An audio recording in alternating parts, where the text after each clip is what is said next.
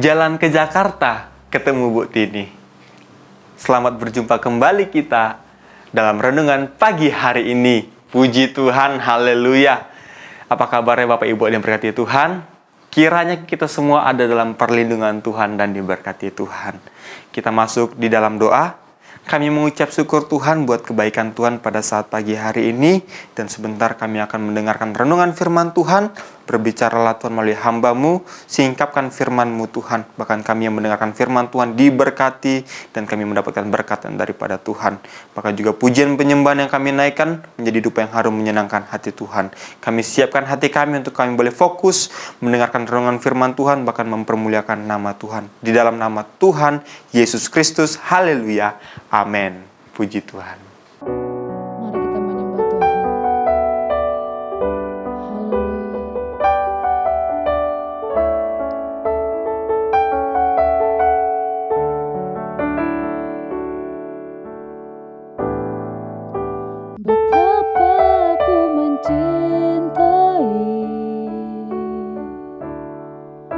Segala yang telah terjadi, tak pernah sendiri jalani hidup ini, selalu menyertai.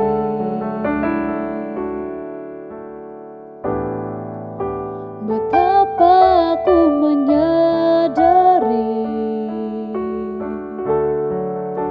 di dalam hidupku ini, Kau selalu memberi rancangan terbaik oleh karena kasih.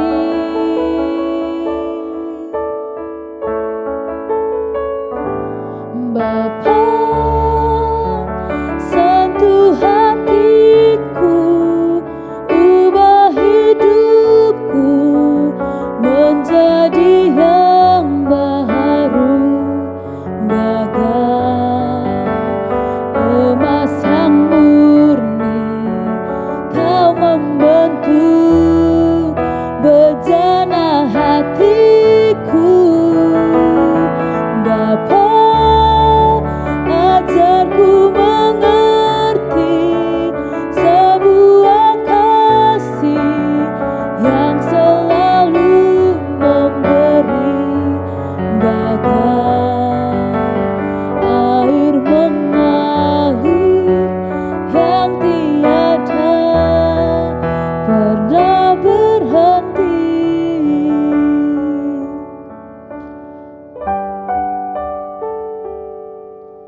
Haleluya,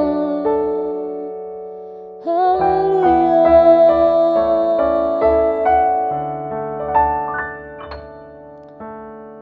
Terima kasih Tuhan, Kau baik Tuhan.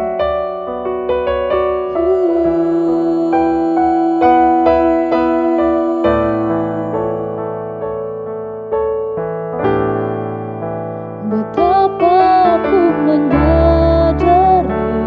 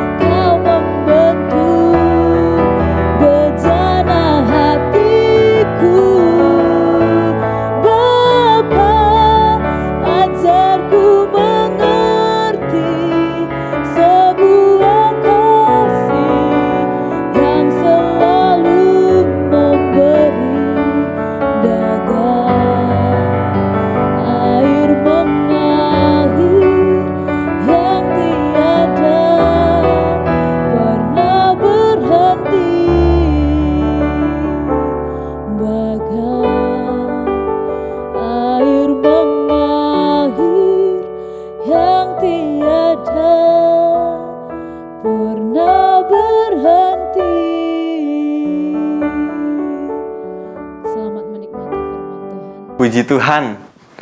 Pada saat pagi hari ini, saya ingin menyampaikan renungan firman Tuhan dengan tema itu berbicara diuji supaya teruji dan dimurnikan. Haleluya.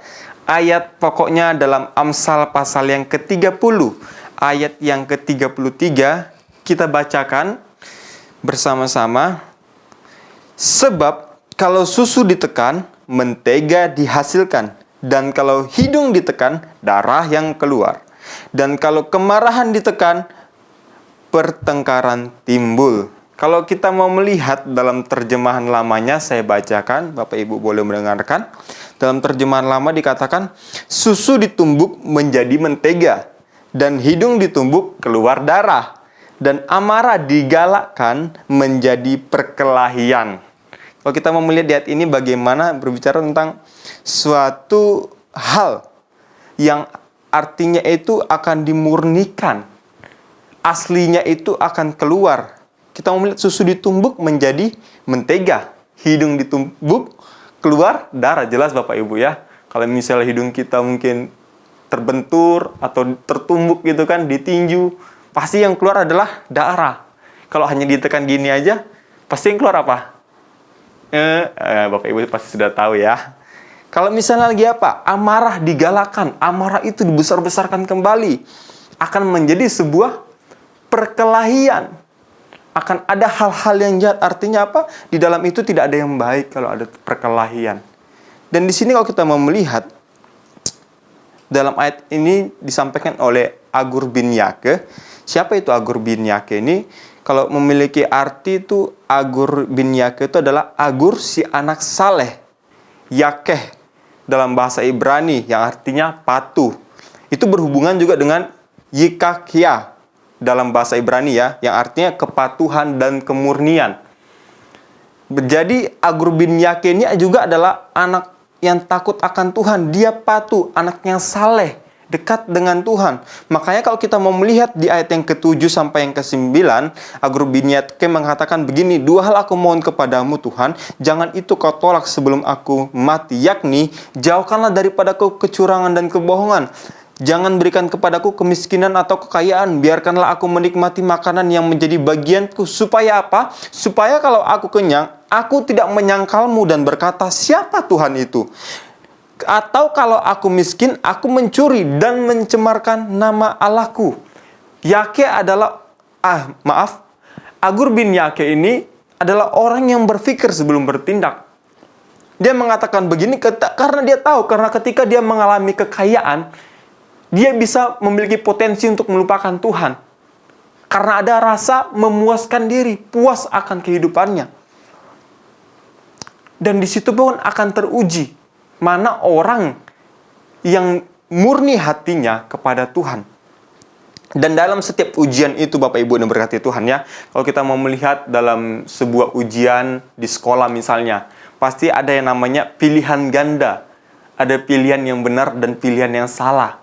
Biasanya itu 3 yang benar, 1 yang salah. Itu sebuah pilihan. Nah, dalam ujian ini juga dalam kehidupan kita, di dalam ujian itu juga ada yang namanya pilihan. Contohnya apa? Di ayat ini dikatakan bahwa ketika hidung ditekan itu akan keluar darah, dan kalau kemarahan itu ditekan, kalau dalam bahasa perjanjian lamanya itu terjemahan lama, amarah digalakkan menjadi perkelahian. Artinya apa? Pilihannya begini. Kalau misalnya amarah itu tidak dibesar-besarkan, amarah itu tidak dijadikan suatu pemicu perkelahian, maka tidak ada yang namanya perkelahian. Jika amarah itu diredakan dengan rasa kasih sayang, kita memiliki kasih, maka amarah itu akan surut. Jadi dalam ujian itu ada pilihan kita dalam kita mengambil keputusan. Apakah keputusan kita itu sudah benar sesuai dengan apa yang dikatakan firman Tuhan? Karena firman Tuhan dalam Yosua pasal 1 pun mengatakan, ayat yang ke-8 dikatakan begini, janganlah engkau lupa memperkatakan kitab Taurat ini, tetapi renungkanlah itu siang dan malam, supaya engkau bertindak hati-hati sesuai dengan segala yang tertulis dalamnya. Sebab dengan demikian perjalananmu akan berhasil dan engkau akan beruntung. Itu firman Tuhan katakan. Artinya apa? Dalam setiap kehidupan kita, tindakan kita itu didasarkan oleh kebenaran firman Tuhan. Makanya dalam ayat ini juga mengatakan dalam Amsal pasal yang ke-16, ayat yang kedua dikatakan, segala jalan orang adalah bersih. Kalau sampai di situ saja ayatnya, kita sudah bisa tersesat Bapak Ibu ya. Dikatakan segala jalan orang adalah bersih. Tapi di ayat selanjutnya di bawahnya dikatakan menurut pandangannya sendiri. Dan di ayat selanjutnya dikatakan, tetapi Tuhanlah yang menguji hati. Kita boleh mungkin menurut pandangan kita sendiri bahwa apa yang kita lakukan ini adalah benar. Kita marah, kita rasa bahwa diri kita adalah mengambil keputusan yang benar. Wajar kok kita marah, mungkin dia berbuat salah. Wajar kok kita kecewa kepada dia, mungkin dia sudah membuat kita kecewa. Itu pandangan kita sendiri, tapi firman Tuhan katakan apa?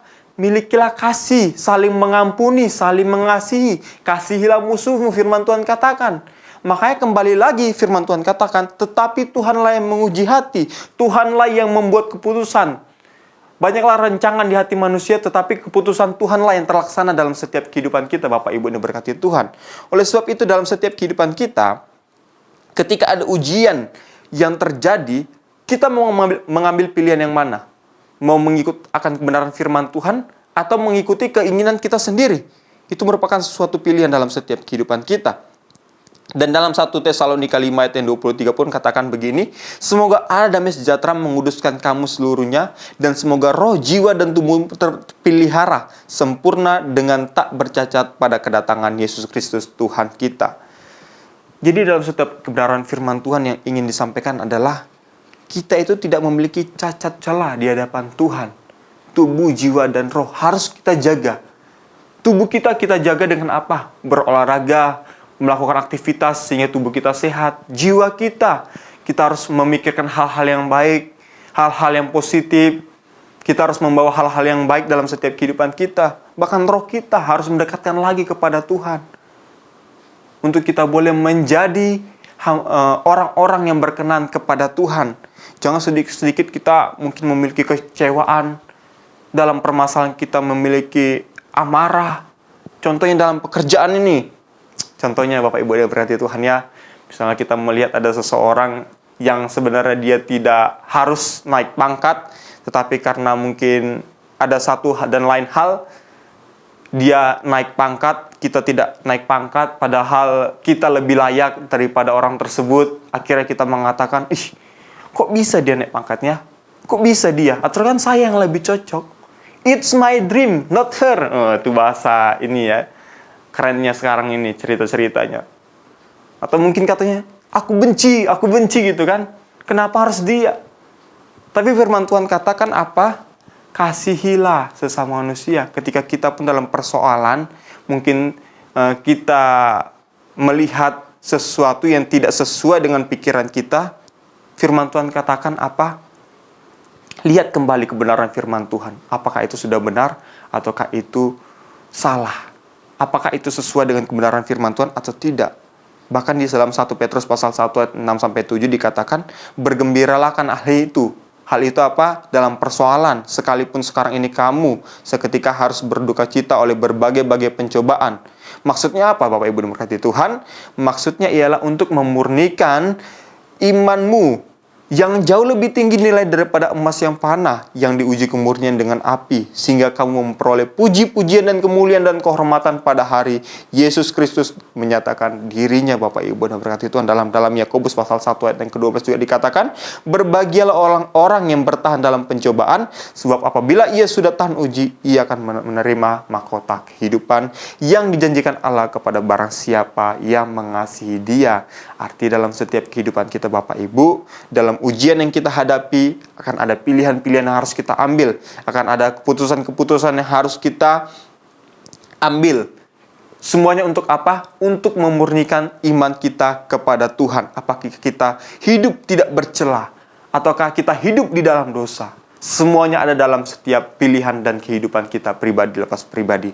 Puji Tuhan, renungan firman Tuhan sampai di sini. Kita bersatu di dalam doa. Mengucap syukur buat kebaikan Tuhan pada saat pagi hari ini. Kalau kami bersyukur, kami boleh ada sebagaimana ada semua karena kemurahan Tuhan. Melalui renungan firman Tuhan kami diberkati bahwa iman kami harus semakin kuat di dalam Tuhan. permasalahan yang ada datang dalam setiap kehidupan kami, ujian itu untuk menguatkan iman percaya kami, untuk memurnikan iman kami kepada Tuhan, bahwa kami benar-benar mengikut Tuhan sesuai dengan apa yang dikatakan dalam kitab suci yang ada dalam setiap kehidupan kami Tuhan, sehingga kami boleh menjadi pelaku-pelaku kebenaran firman Tuhan. Terima kasih Bapa yang baik, terima kasih Tuhan Yesus, mengucap syukur. Kami serahkan hari yang indah ini ke dalam tangan Tuhan, dan kami alaskan doa kami hanya di dalam nama Tuhan Yesus Kristus. Haleluya, amin. Puji Tuhan, Tuhan Yesus memberkati kita semua. Selamat beraktivitas. Pimpinlah, oh Roh Kudus, pimpinlah.